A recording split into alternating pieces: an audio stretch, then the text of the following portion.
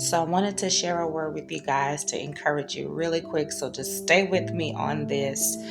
Most of you guys know I am a total plant lady. If you watched the video before, I'm a total plant lady. I love flowers, but I got a story, a little testimony really quick, just a word of encouragement to show you guys something. So let me turn this around and show you.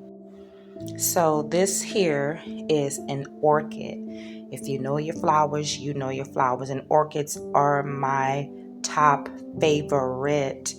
And let me just give you a little bit of background about this beautiful flower. So I came to have that when a patient of mine had passed away in a nursing facility I used to work in. He passed away in January, and one of the ways we bonded was over the flowers in his room. He had poinsettias, which is another one of my favorite. He had this orchid. He had a number of little plants and flowers that when he passed, his daughter was cleaning out the room, and we kind of was talking about her dad, and she said, you know what, since you guys bonded over all these plants, you can have them all. Yay. But I want him back as well because he was my buddy.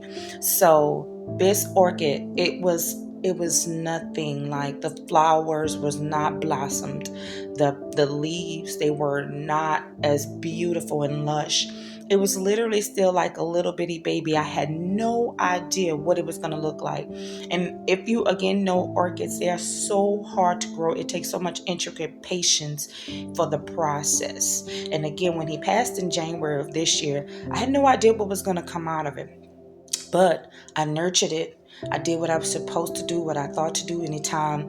Again, it's so careful. I did the careful processing of cutting the roots that were dead and watering it, not to get water on the flowers. I mean, it requires a lot of carefulness, making sure it had enough water from the roots up.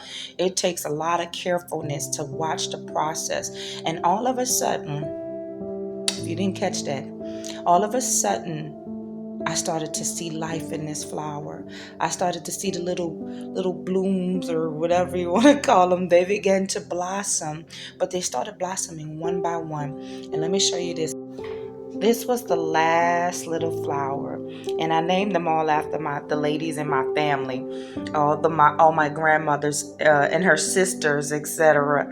But that was the last one yesterday, and this little baby, she was still a little bitty bud, but yesterday, boom. So I say all that to say to you, as I just was talking to God, and I was like, man, God, it took all of this. I'm talking to the Lord, and then the Lord just gave me this in my spirit. And I pray this encourages you like it encouraged me. That is, I nurture what I really love. I nurture what I care about. I nurture what I care for.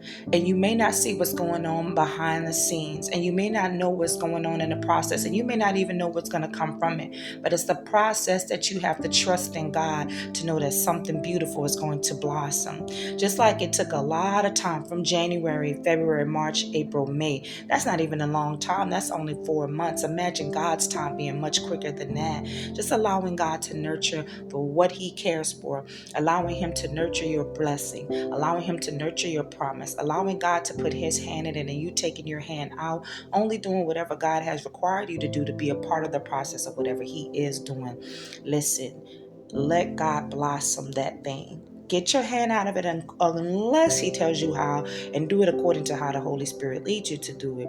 And everything, take this word back to God. But more than anything, it's just something to encourage you that God got this. I shared that on a video.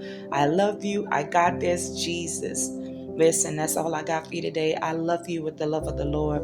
He loves you 10,000 times more. 10,000 times more. He loves you so infinite. Be blessed.